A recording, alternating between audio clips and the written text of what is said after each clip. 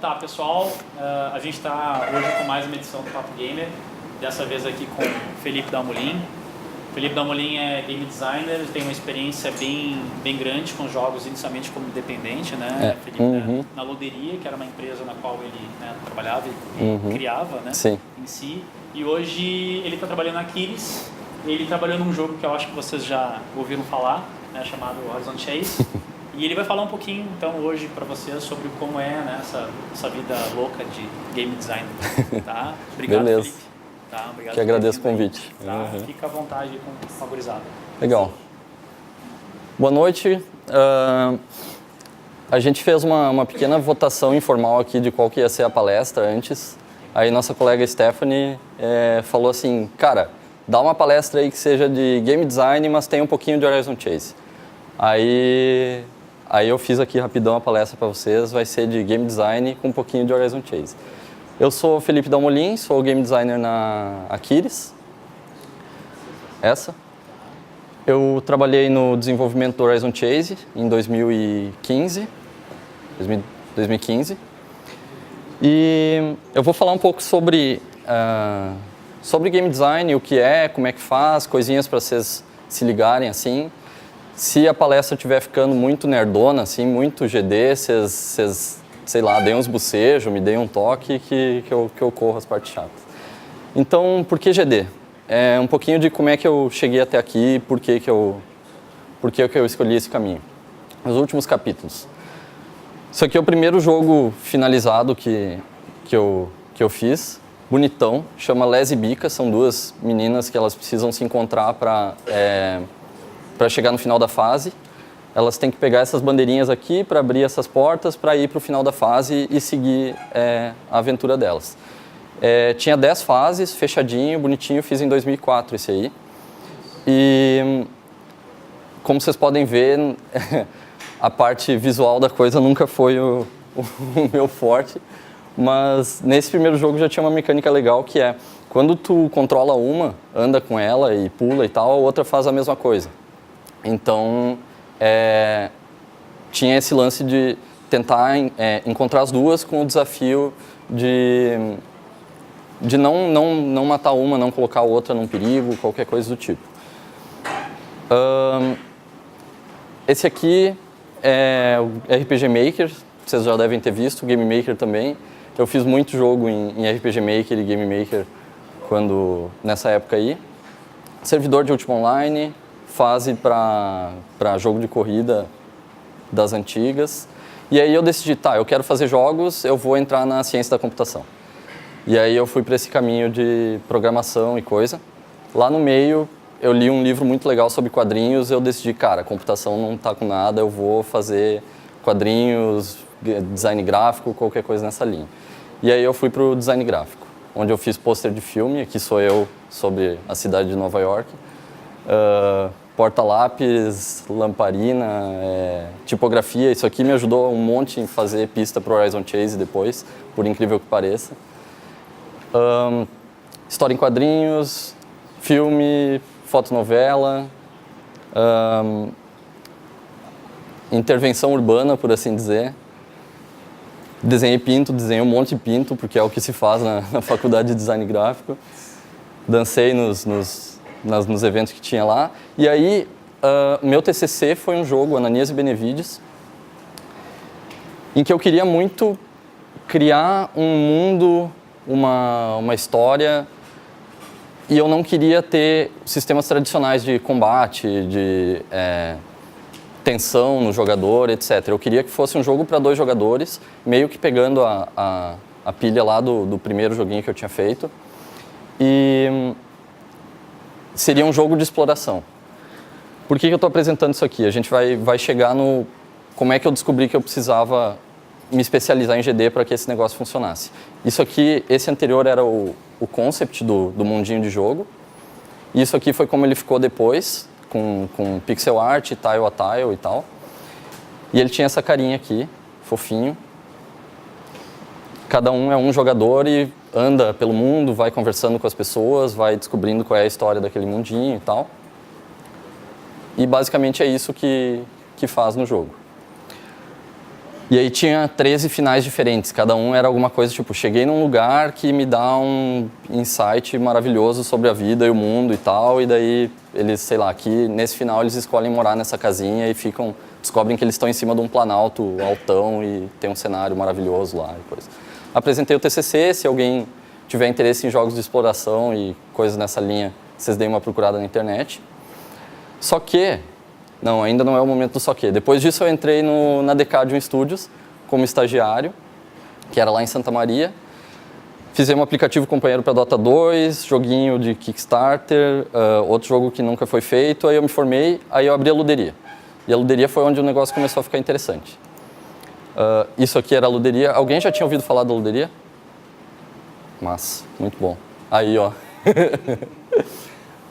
Isso aqui era a Luderia, era três sócios e depois a gente tinha um estagiário maneiro lá que a gente colou na foto, porque no dia da foto ele não estava lá. A gente fez o Battle Rides Duel, que era um jogo de combate de carro para 2 jogadores no iPad, dividindo o iPad. E o Spooklands, que era um jogo de tipo um twin stick shooter, assim, só que com um dedo só. Tipo, tu toca para atirar e a bonequinha ela voa para trás quando tu atira. Então era só um dedo, mas tinha dinâmica de shooter. E aí, depois da gente entregar esse jogo, o Spooklands, para nós, naquele momento, estava parecendo que era o mais alto que a gente tinha conseguido alcançar com a Luderia. E, ao mesmo tempo, foi o nosso fundo do poço, porque a gente já estava há quase 2 anos com essa empresa, sem conseguir fazer... basicamente, sem conseguir fazer dinheiro com ela de um jeito que desse para a gente se sustentar. Não estava rolando, a gente fechou. Fechou em teoria porque ela está aberta até agora, mas a gente parou as atividades naquele momento. E aí cada um foi para um canto. No dia anterior ao lançamento do Spooklands, eu não coloquei aqueles slides, mas no dia anterior ao lançamento do Spooklands eu estava, tipo, entregando o apartamento, todo tristão e tal. E no dia seguinte eu estava no prédio da Apple em São Paulo, falando com os caras, mostrando o jogo lá. E aí no outro dia eu estava fazendo curso para fazer concurso público na cidade dos meus pais, morando com eles de novo. E aí 2 semanas depois eu estava na Kids. Foi tipo um período bem louco, assim, que eu achei que, fazer jogos não funciona, não tá com nada, tal. De repente eu estava andando de snowboard na Kids e fazendo Horizon Chase. Por que eu contei essa história toda?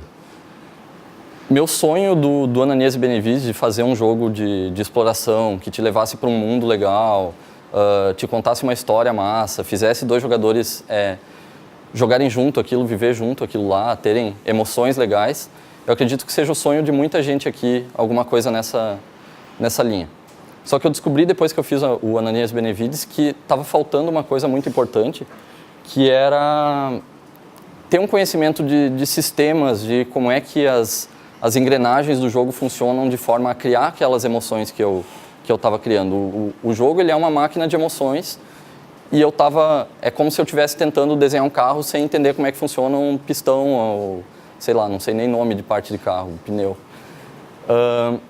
E eu decidi, naquele momento lá, foi um ponto de virada, assim, de, cara, esse é o sonho, só que eu preciso começar, tipo, fazendo os negocinhos mais boçal mesmo, mais clica aqui, dá tirinho, mata bonequinho, etc., para entender como é que eu ia chegar a fazer isso aqui de um jeito legal no futuro. Ainda não cheguei, mas tá no sonho.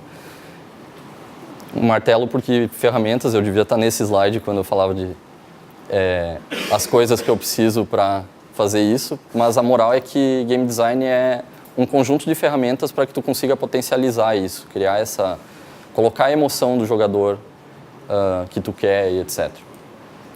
Então, o que é GD e o que faz o GD? O que é game design e o que faz o game designer?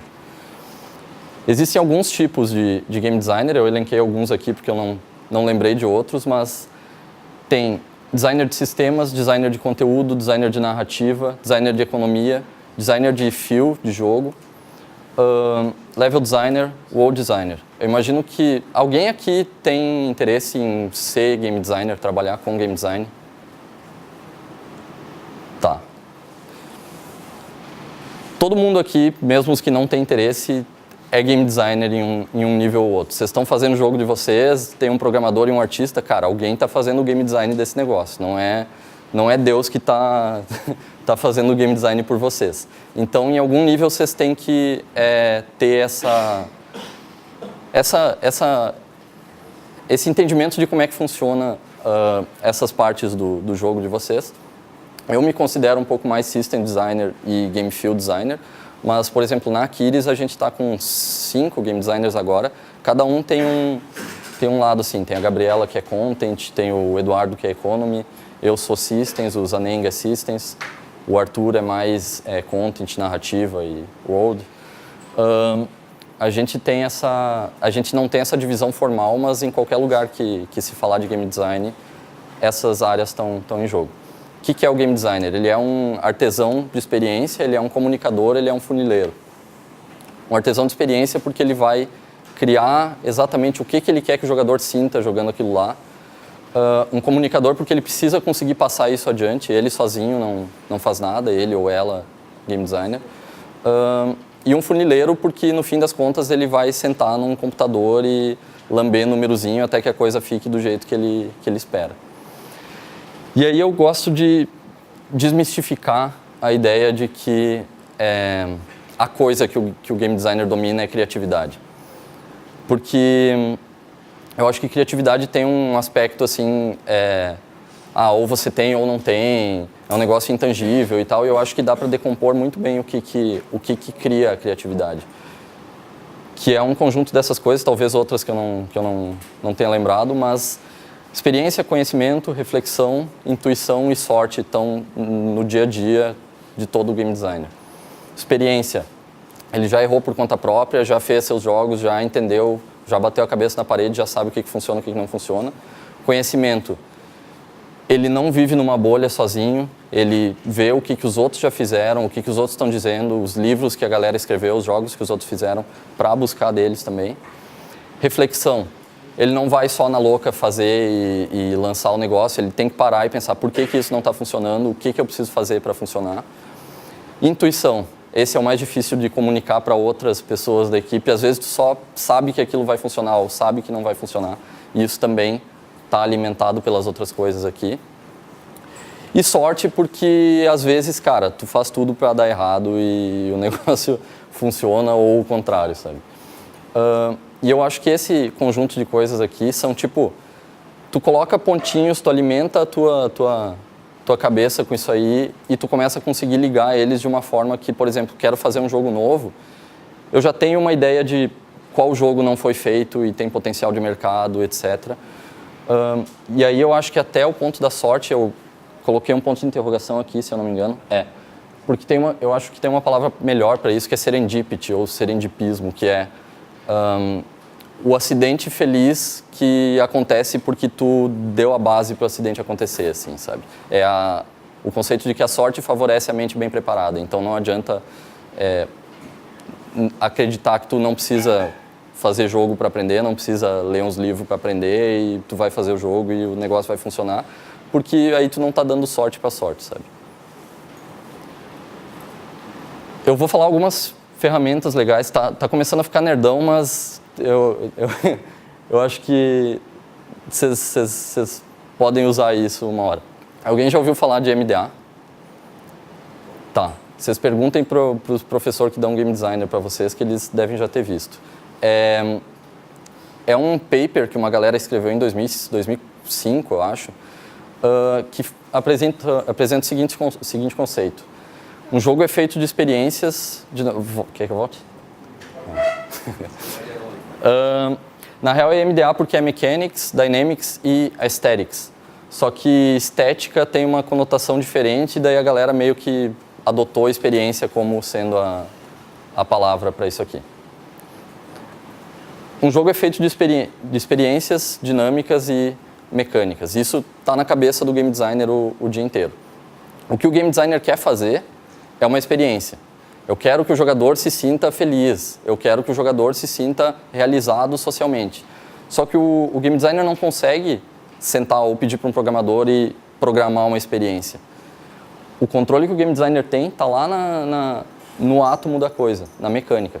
Só que as mecânicas vão criar dinâmicas interagindo entre si que vão criar experiências.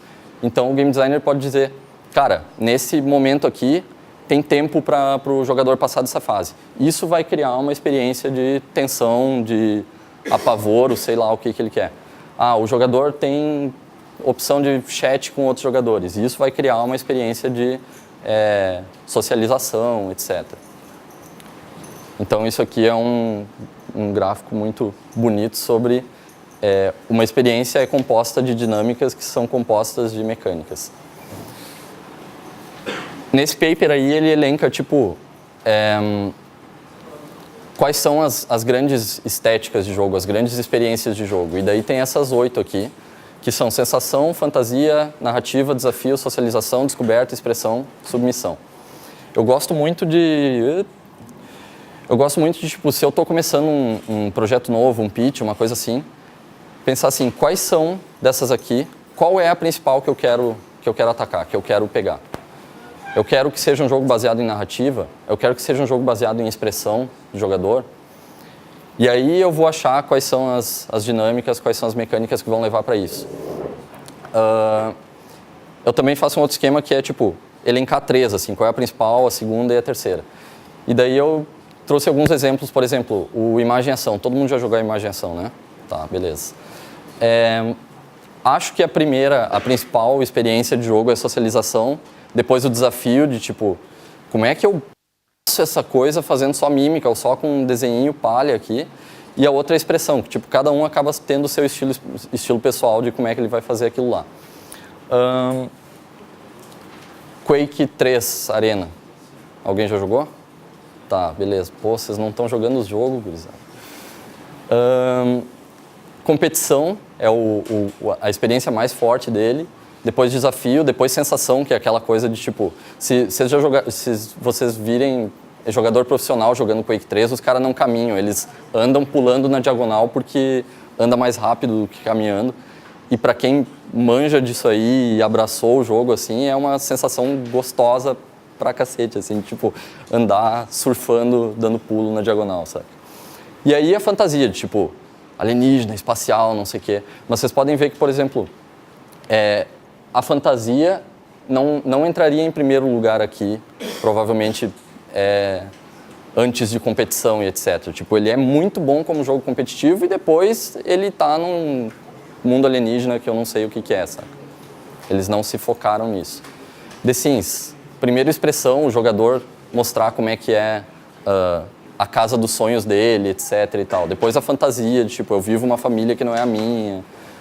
A descoberta de saber o que tem nas outras casas, quais são as coisas que ele pode comprar e interagir, etc. E a narrativa que ele acaba criando, que junta com a expressão aqui. Final Fantasy XV, alguém já jogou? Legal, eu não. Acho que a estética principal deles é fantasia, é essa coisa de tô num mundo gigante, louco e massa, e tem os monstrão e tal. Depois a narrativa, a história, que eu ouvi dizer que é meio merda depois que tu termina, mas não sei, só ouvi dizer. Aí a descoberta, o desafio e submissão. Submissão é uma estética que eles colocam nesse paper como sendo tipo, cara, eu só quero sentar depois da aula, depois do trabalho e repetir a mesma coisa aqui, que eu acho que é tipo grind de RPG, tipo, vai dar um pau nos bichinhos, tu não quer pensar muito, sabe? Eu acho que tá aqui também. Por que eu tô dizendo tudo isso? Por causa desse lance que as mecânicas, a gente pode fazer um jogo de dentro para fora, assim, tipo, putz, pensei numa mecânica muito massa. Mas vocês têm que ter noção que, tipo, qualquer mecânica que tu imagine vai ter uma consequência nas dinâmicas de jogo que vai ter uma consequência na experiência. Então, um exemplo que eu vejo muito rolar, assim,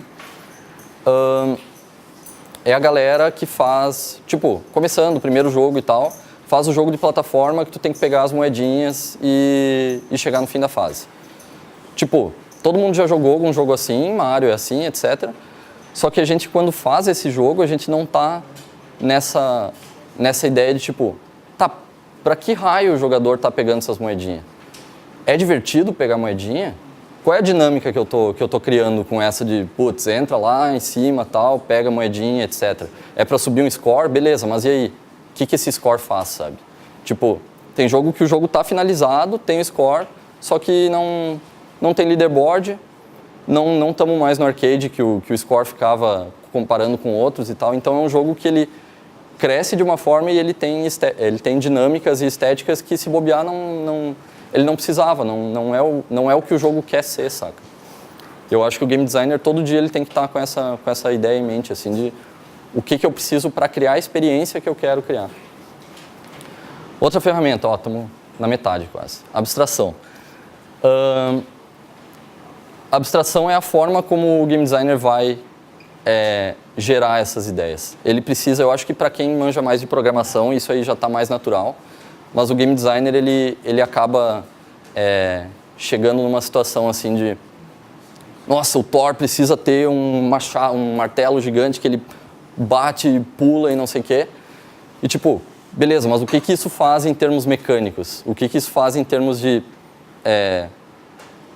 dinâmica que cria para o jogador e para o oponente e tensão para o jogador, etc. Então, se para o jogador o jogo é assim, é a ovelha voadora derrotando seus inimigos naturais, as cobras, para o game designer ele precisa ser assim. O game designer precisa enxergar através do que o jogo está mostrando e ver quais são as engrenagens da coisa, o que faz a coisa funcionar. Alguém conhece esse jogo, For Honor? Alguém jogou? Tá.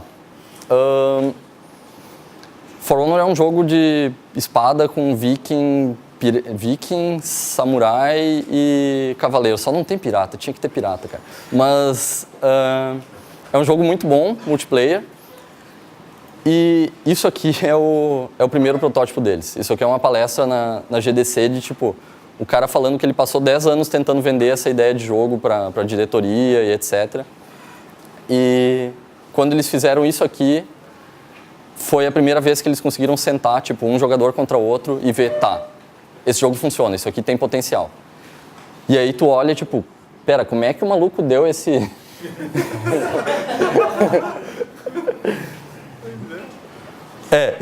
E isso é como o game designer precisa enxergar a coisa, sabe? Tipo, ele aqui, ele tá se rindo todo, ele tá muito feliz porque ele tá com saudade de quando o jogo era assim. Porque, tipo, já era divertido nesse ponto aqui. Tipo, já existia as relações de cabo de guerra, de eu preciso me defender, eu tenho medo, eu vou aproveitar essa oportunidade, etc. Independente do jogo ser sobre vikings, samurais e coisa. Ao passo que, se ele não fosse sobre vikings, samurais e cavaleiros, ele nunca ia vender esse jogo aqui, saca? Só que para ele, na cabeça dele, ele precisa enxergar esse nível de abstração da ideia. Isso aqui é um jogo que eu fiz com o Cauã, que é um dos meus sócios da luderia. É um jogo Chegou a conhecer? Sim. É um jogo de luta de sabre de luz. E eu gosto de mostrar ele porque essa é a versão dele em 2014, que era um remake já, porque antes, em 2011, ele era assim, e ele era exatamente o mesmo jogo. Tipo, tinha o som de sabre, tu bate, faz barulho e tal. E a gente deixou esse jogo assim por tipo uns 3 anos e se divertia muito jogando ele. E aí depois a gente resolveu dar uma repaginada nele, fez a arte e tal, e fez essa versão mais bonitinha, mais chamativa. Esse aqui é outro jogo que a gente fez, do Tall Grass. Ele é um puzzle em que a criança aqui encontra um bichinho na floresta, que são claramente cópia do Ash e do Pikachu, mas eu não disse isso pra vocês. E aí ele vai vivendo uma aventura, uma historinha e tal. E uma hora a gente quis fazer o 2 desse jogo e eu tava total bloqueado de o que eu ainda não fiz nesse jogo, o que eu posso explorar. E aí eu peguei, sentei com um caderninho e comecei a tipo, desmontar o jogo com cubinho e triangulinho e sistemas de movimentação e tal para achar quais eram as brechas. É uma ideia, mas no fim das contas eu não achei e a gente não fez o 2. mas eu tenho certeza que funciona. E por que isso? Porque, tipo, quando a gente foi fazer o Horizon Chase, a gente entrou em vários problemas ao longo do desenvolvimento de, tipo, esse jogo não tá parecendo o que a gente lembra da época de Top Gear, OutRun, Lotus e tal. Ele não tá funcionando. Por que ele não tá funcionando? E em grande parte é porque a gente estava ainda preso, muito eu também como game designer, a esse conceito aqui de, tipo, jogo de carro em que a curva é uma curva de verdade, que tu tem que domar o carro para conseguir fazer aquela curva, etc. Os oponentes, eles são seres inteligentes e tal. E o Horizon Chase não tem nada a ver com isso aqui. O Horizon Chase é menos um jogo assim e mais um jogo, eu esqueci o slide do mais um jogo, mas mais um jogo tipo shoot 'em up, bullet hell. Alguém conhece gênero bullet hell?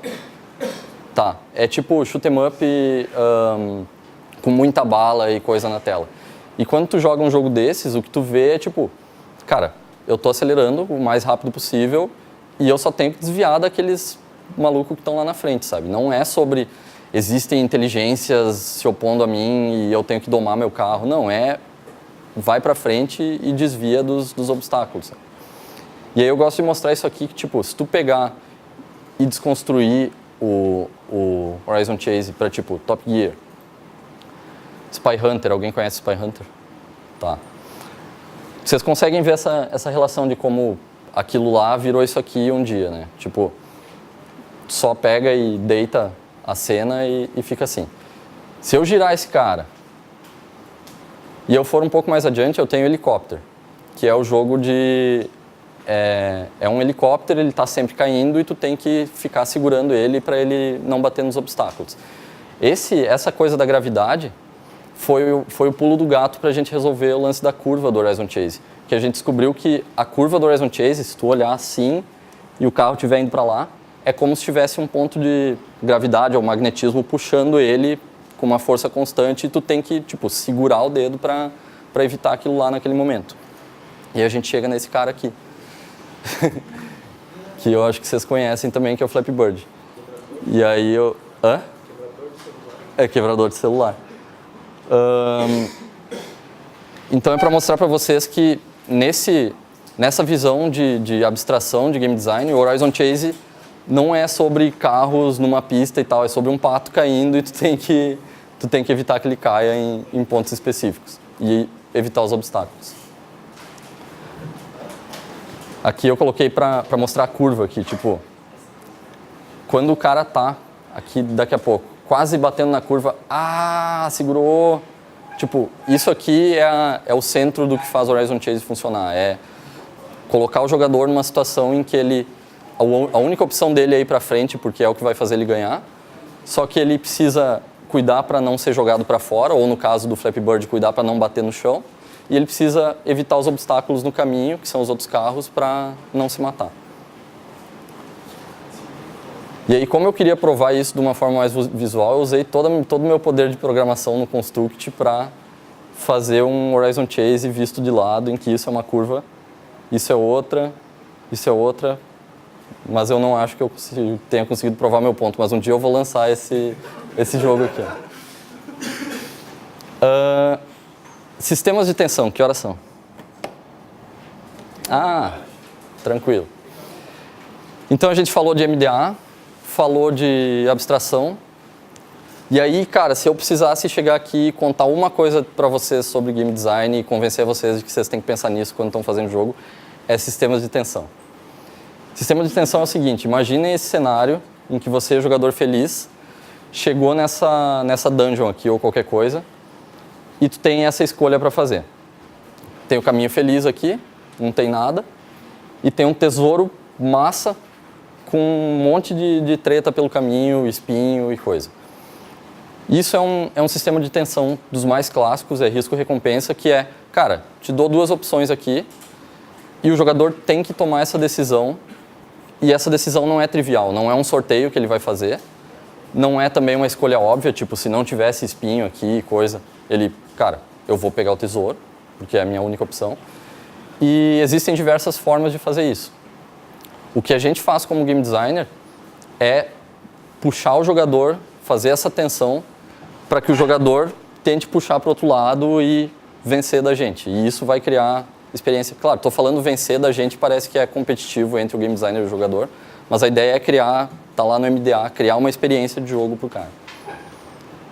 E aí Flappy Bird, lindo, gostoso, é o melhor exemplo atômico de sistema de tensão. Tipo, como jogo, como produto, cara, é uma piada, só que ele sintetiza o que é jogo o que é game design de uma forma muito fantástica, que é, vai dar uma merda aqui, tu precisa interagir com a tua habilidade para evitar essa merda e continuar jogando, saca? E isso cria essa coisa de vínculo do jogador com o jogo. A comunicação do jogador com o jogo é essa. Outro exemplo de sistema de tensão, alguém jogou Crossroad? Massa. Tu tem que atravessar a rua e não ser atropelado por nenhum carro. Só que tem uma pegadinha aqui que é o seguinte, se tu demorar muito pensando aqui ou esperando o melhor momento para atravessar, a tela vai te alcançar, vem uma águia e come a galinha. O que o game designer queria com isso? Ele não quer que a experiência de jogo seja o jogador espera e aí no melhor momento ele atravessa. Ele quer que o jogador esteja no compasso constantemente tendo que tomar decisão sobre qual é o melhor lugar, o que ele precisa fazer agora e tal. E isso também é uma coisa que a gente vê bastante em jogo que não tá bem acabado ainda, que é tipo, tem as mecânicas, tem o visual legal e tal, e tem momentos que o jogador tem que esperar 10, 20 segundos até acontecer a coisa que vai deixar ele continuar jogando, saca? Em termos de gameplay mesmo, isso não é uma experiência interessante, assim, tipo, tá, agora espera e daqui a pouco o jogo te dá continuidade. Então o game designer estava evitando aquilo. Alguém jogou Spelunk? Tá, o Spelunk tem aquele lance no fim da fase, se tu demora mais que 1 ou 2 minutos na fase, vem um fantasma. Isso aí também, eu estava lendo o livro do maluco que fez o Spelunk, ele fala que ele decidiu pôr o fantasma porque ele não quer que a experiência de jogo seja deixa eu vasculhar essa fase inteira, pegar todos os tesouros, me entediar limpando esse lugar e daí eu vou passar para a próxima fase. Ele quer que o jogador tenha que fazer escolhas, tenha que ir para a próxima fase, tenha que decidir, putz, vou ter que deixar esse tesouro de lado porque chegou o fantasma e eu vou me embora, sabe? E aí eu gosto de dar o exemplo do golfe. O sistema principal do arco do golfe, assim, do objetivo do golfe é em qual número de tacadas tu consegue fazer essa bolinha. Pelo menos em videogame de golfe, nunca joguei golfe. E aí, tipo, consigo dar em 2, o outro cara consegue dar em 3, eu ganhei porque em menos tacadas eu cheguei lá no buraco. Só que imagina se não fosse isso a tensão do golfe, fosse tipo, em quanto tempo tu consegue chegar no buraco? Cara, a galera, aquilo lá ia virar hockey e a galera ia sair rapando aquela bolinha do gramado para chegar o mais rápido possível no buraco. Ou então alguma coisa tipo, tem um relógio contando tu só pode bater na bolinha quando dá 5 segundos no relógio. Tipo, o cara ia ficar aí tenso e ter que tomar uma decisão rapidona, sabe? O tipo de sistema de tensão que tu coloca, mesmo em cima de uma mesma mecânica, muda completamente qual é a experiência de jogo. Então, tipo, tem limite de tempo, tu vai levar o jogador a tomar ação desesperada. Tem turnos, ele vai ter estratégia, vai ter cuidado, ele vai ficar tenso nesse sentido. Palavras cruzadas, ele é uma tensão de completionismo, ele quer ter todas sabendo que, tipo, tá tudo aí na frente, ele só não tá conseguindo ver. Gravidade, ou Corredor Infinito, ou Horizon Chase, reações instantâneas, ele precisa tomar a decisão dele muito rápido. Custo de mana, tipo o LoL, ou cooldown. Comportamento tático, ele precisa escolher em que momento que ele vai fazer cada coisa. Controle bizarro, alguém já jogou Co-op ou Surgeon Simulator? Tá. Controle bizarro é um sistema de tensão também que é tipo, cara, eu só preciso, tipo no Co-op, eu só preciso fazer esse cara correr 100 metros. Só que eu não vou apertar para a direita e esperar ele correr 100 metros. Controlar o joelho e a canela dele de forma que ele corra e isso cria uma experiência de performance divertida, social, etc. Música, compasso, tipo o Thumper, o Guitar Hero, cria esse jogar rítmico e a ideia de flow, de tipo, sou um com o jogo, saca? Então esse lance do sistema de tensão é uma das coisas que mais faz o game designer fritar a cabeça, assim, de tipo, tá certo, eu coloquei os elementos certos no meu jogo, o que a gente quer é que o jogador seja esse sujeito aqui, tipo, olha o sorriso na cara desse cara, ele tá tenso, ele pode romper essa linha, ele pode puxar demais e fazer merda. Ele tá tenso, mas ele tá feliz, sabe? A curva do Horizon Chase eu gosto muito, tipo, eu acho que essa imagem transmite essa sensação, e daí tem a ver com game feel, tipo, o cara vai bater na placa, cara, ele precisa dar uma soltadinha, senão ele não vai conseguir continuar, sabe? É esse cara aí, o cara tá feliz. De novo aquela imagem. Aqui, ó.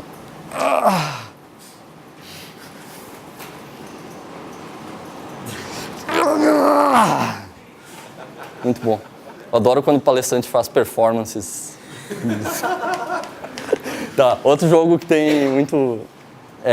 que eu trabalhei bastante esse lance do sistema de tensão é o Spooklands. O que acontece? Tu atira para andar, então tu não consegue andar só para escapar, porque tu tá sempre dando tiro. Tu não consegue dar tiro só para matar, porque tu tá sempre andando.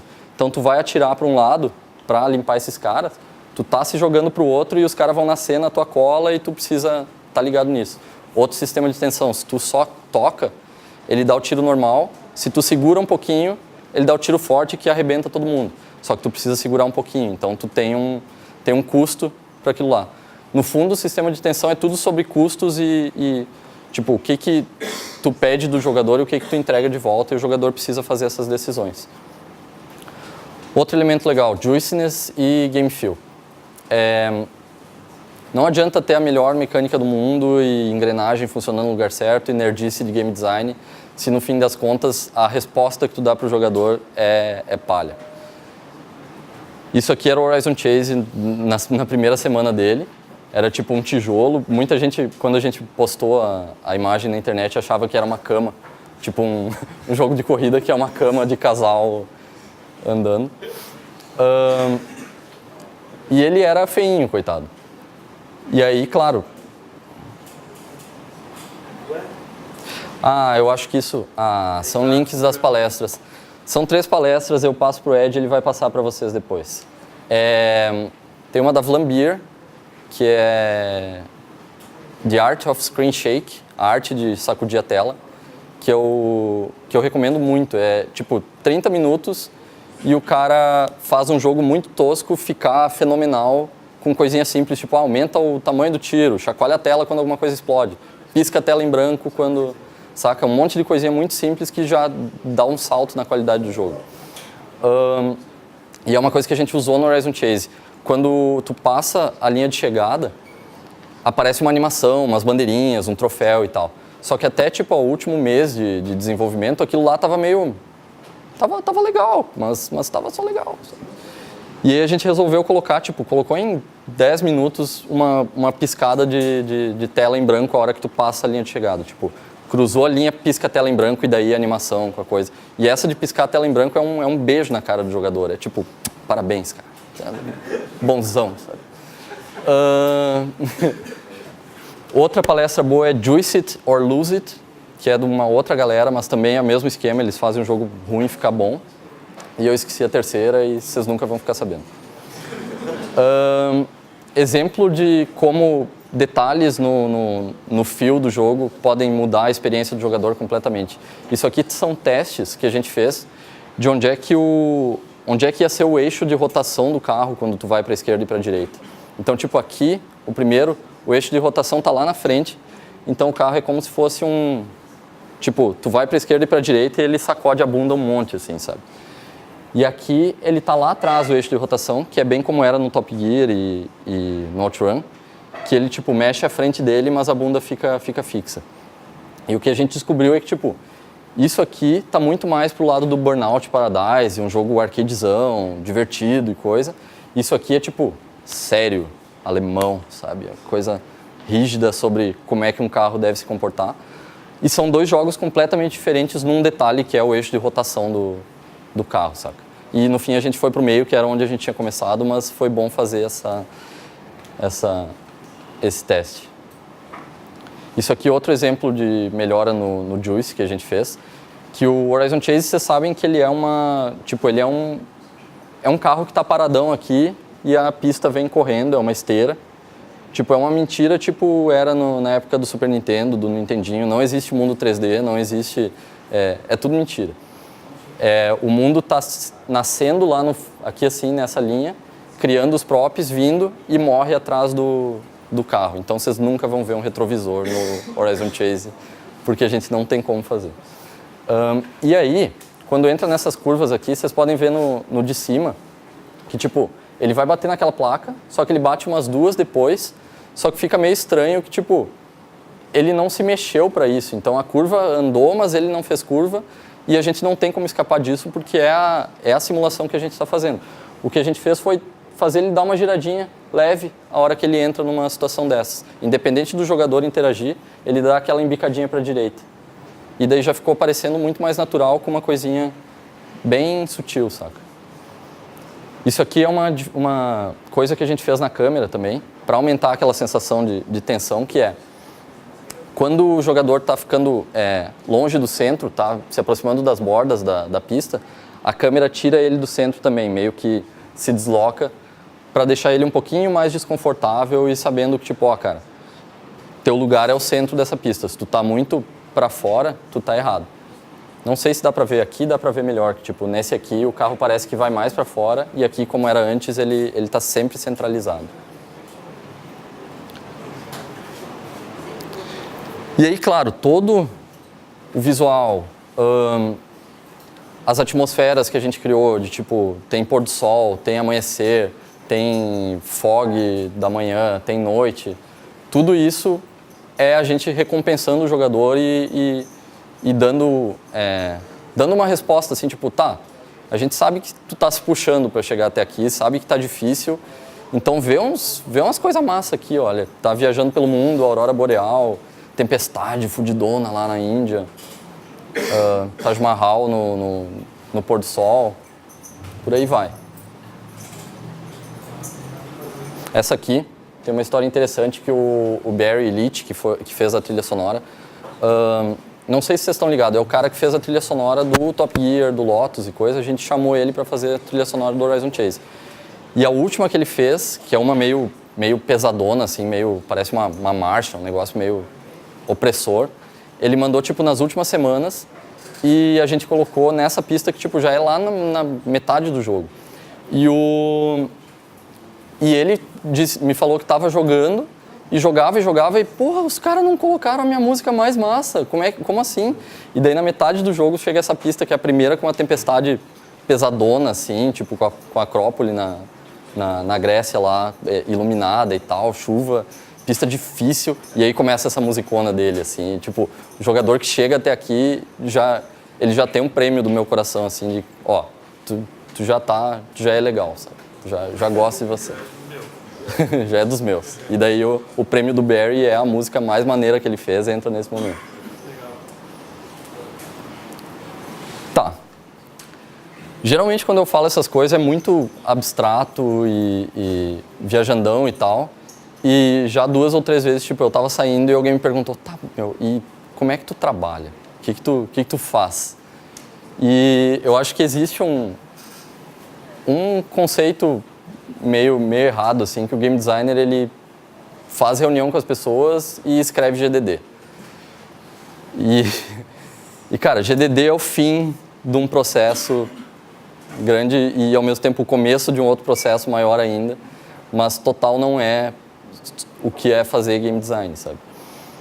Primeiro, o game designer tem que jogar jogo pra cacete, tem que conhecer os jogos, tem que saber o que existe de diversos gêneros diferentes. Tipo, não me importa se tu é o campeão de, sei lá, CS do mundo, para ser um game designer tu precisa jogar muito mais do que isso e não precisa ser o campeão de CS. Ser campeão vai ser louco, porque daí tu vai ser um game designer que sabe como é que é ser campeão.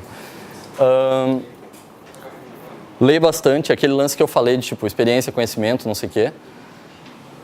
Tem muito material online e impresso e publicado e coisa de gente que já fez jogo, já bateu a cabeça na parede, já passou anos pensando sobre por que isso funciona e por que não. Aproveitem isso para tipo mergulhar nesses caras e descobrir o que eles já descobriram sem vocês precisarem bater a cabeça antes, sabe?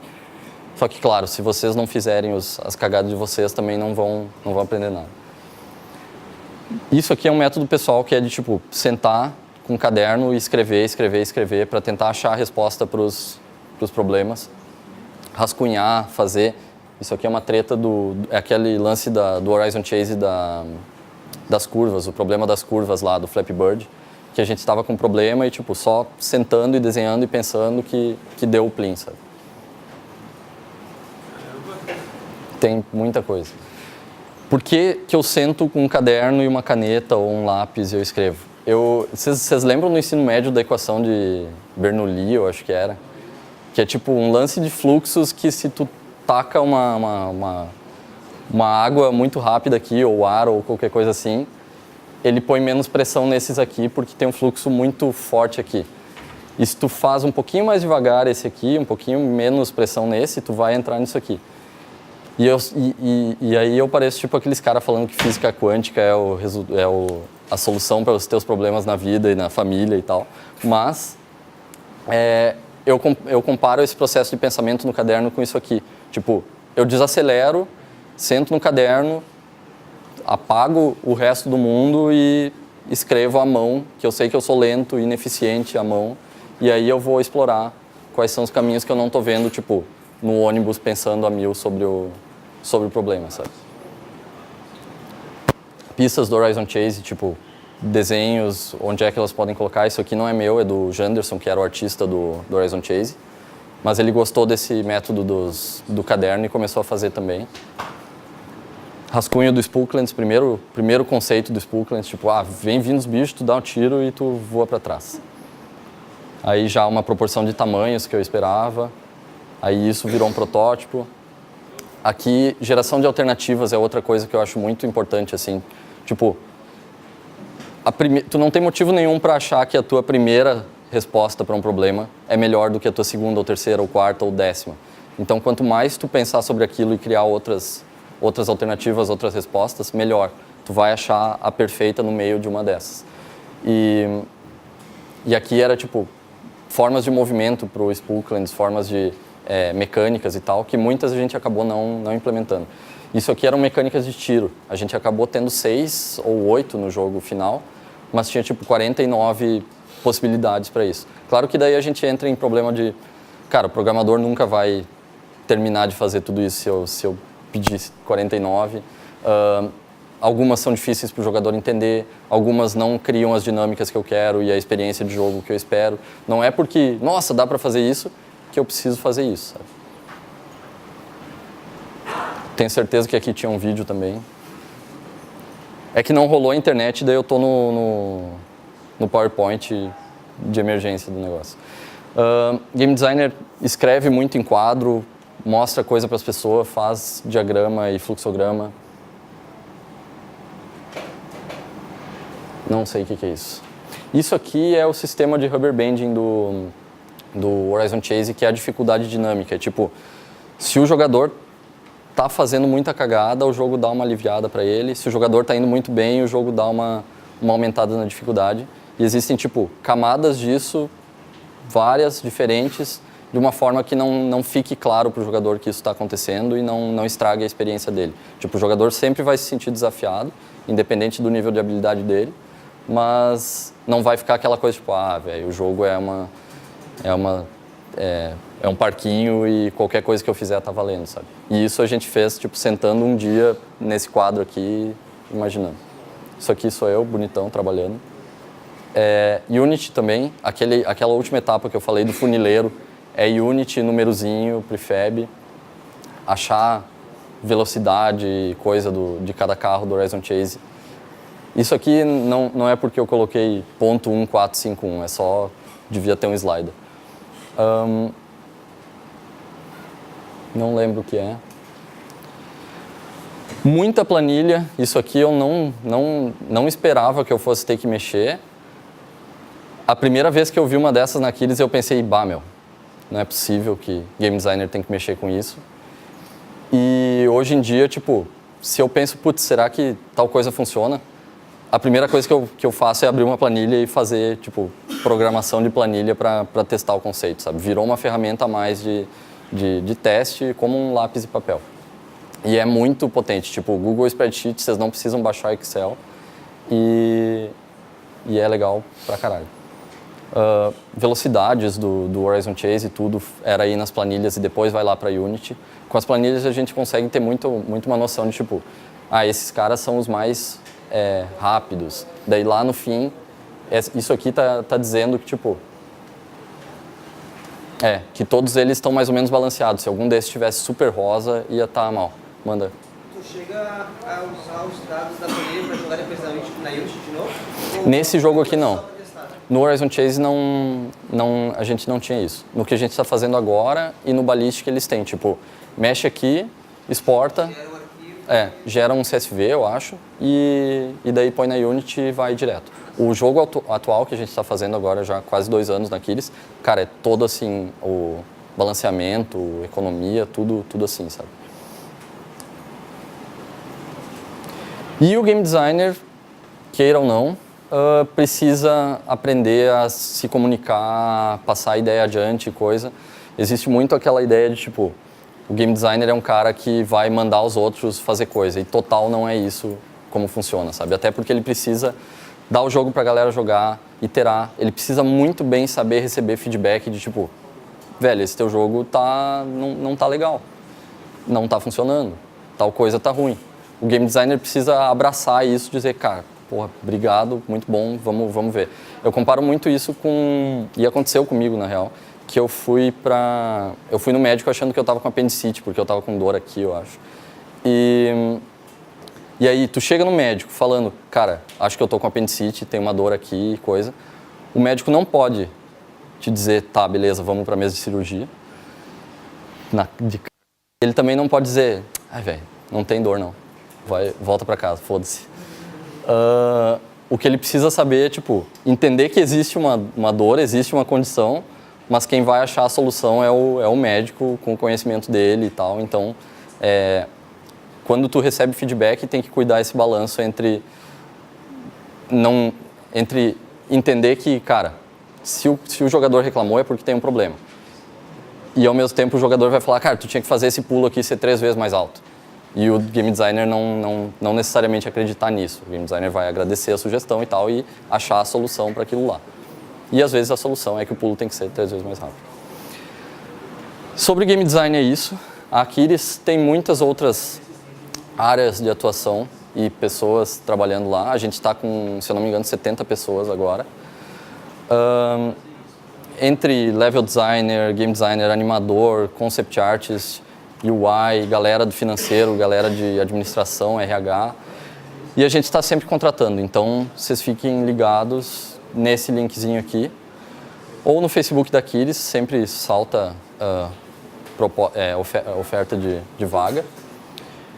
E por hora é isso. Muito obrigado. Perguntas? Se tu mostra uma mecânica para 10 pessoas, essas 10 pessoas te dizem, tá massa. Tá. Aí tu mostra para a 11ª e a pessoa diz, isso aqui não tá legal. Mentalmente tu desconsidera a 11ª ou tu ainda bota ela em uma situação na tua cabeça, talvez o cara tem razão? Cara, tu considera. A resposta simples é que tu considera como essa opinião vale 1/11 do que eu acho disso aqui. A resposta complicada é que depende se as outras 10 pessoas eram tua mãe e essa aqui foi a primeira que tu levou pra fora. Tipo, depende de quem são as pessoas. Mas considera. Às vezes, às vezes o sujeito tá no dia ruim, o sujeito só não é a pilha dele, não é do gosto dele. Então tu tem que considerar com parcimônia, saca? Não tem como, vou fazer as mudanças todas no jogo porque uma pessoa não gostou. Ao mesmo tempo é questão de estatística, 11 pessoas é pouco. Mostra para 100 e tu vê que 10, se 10 em 110 não gostam, a coisa ainda está consistente e na real é baixo. Mas se começa a crescer esse número de pessoas que não gostam, tu se preocupa, sabe? Não é tão matemático quanto realmente sentir o que tu acha da situação, assim. Mas, considera todas, sabe? Pelo menos num passo inicial. Perguntas? Mais? Vocês tiraram sarro das crianças que elas não queriam fazer pergunta, agora vocês não querem fazer pergunta, né? Bando de safado. Não? Ninguém quer ser game designer? Como é que tu recebe o problema, assim, a gente precisa fazer um jogo de tal tipo e tu pensa muito como é que vai fazer ele, depende do serviço que você vai fazer. Sim, Acho que o jeito errado de ver isso é o game designer só fazer o jogo porque é o tipo de jogo que ele gosta, ou porque ele teve uma ideia louca sonhando e vai fazer aquilo lá, sabe? Ele precisa entender qual é a necessidade daquilo lá, para que público que é, cara, a gente precisa de um pitch de jogo mobile para apresentar para, sei lá, para Adult Swim. Adult Swim, a publisher tem um viés de tal e tal jeito. O game designer precisa estudar isso e considerar isso e tal. E aí eu acho que entra muito naquela questão da geração de alternativas, de tipo, não vai ser a primeira ideia que ele tiver daquilo lá que vai funcionar, sabe? E aí esse processo do caderno e até conversando com colegas e tal, tu começa a bater nas soluções que tu encontrou, tipo, beleza, é um FPS em que tu é um macaco arremessando banana. Aí alguém vai chegar e dizer, cara, mas eu acho que isso aí não é suficiente para Adult Swim porque FPS está saturado, não sei o quê. Tu precisa achar outras alternativas, precisa achar solução para isso, e daí tem essas ferramentas de tipo, aquela do mecânicas dinâmicas e experiências, eu acho legal de quais são as experiências que eu quero criar, quais são outros jogos que trazem essa experiência. Tem muito do processo de design tradicional, assim, que chamam de análise sincrônica e análise diacrônica. Eu sempre começo por esse lado, assim. Diacrônica é análise histórica, assim, de tipo, quais são todos os jogos desse gênero. Eu estou fazendo um jogo de skate. Quais são todos os outros jogos de skate que foram feitos e o que eles tinham de bom. Análise sincrônica é quais são os jogos de hoje em dia e o que eles têm de bom, seja de skate, seja outros do mercado que eu quero. E aí começa por essa pesquisa, cria alternativas, acha esse caminho das experiências e coisa e explora o que leva. Eu acho que aí, tipo, quanto mais cedo tu começar a prototipar e testar e ver se o caminho é esse, mostrar para pessoas, melhor, sabe? Daí os protótipos, por exemplo, na Unity, geralmente isso vem de ti, daí, porque constrói Sim. isso, e daí passa para o pessoal e daí eles... Exato. Eu não necessariamente programo eles. Na real, eu só programo eles quando é projeto pessoal, porque tem programador muito melhor na Kids. Mas esse lance de vamos juntar uma equipe, vamos sentar e fazer um protótipo disso, às vezes tem muito uma pegada de game jam, assim, de tipo, a gente tem um mês para fazer isso, a gente tem uma semana para fazer isso. Vamos sentar, game designer junto com o programador, fazer um negócio com os cubinhos, toscão mesmo. Tem uma máxima que é, se funciona com cubinho, é porque é divertido, sabe? Vai funcionar mais ainda quando tu colocar o viking, o samurai na coisa. E aí o processo de protótipo é isso para, tipo, ou fazer um outro protótipo ou levar adiante se o negócio já está aprovado, sabe? Não sei se eu respondi a pergunta. Perguntas? É isso? Muito obrigado, pessoal.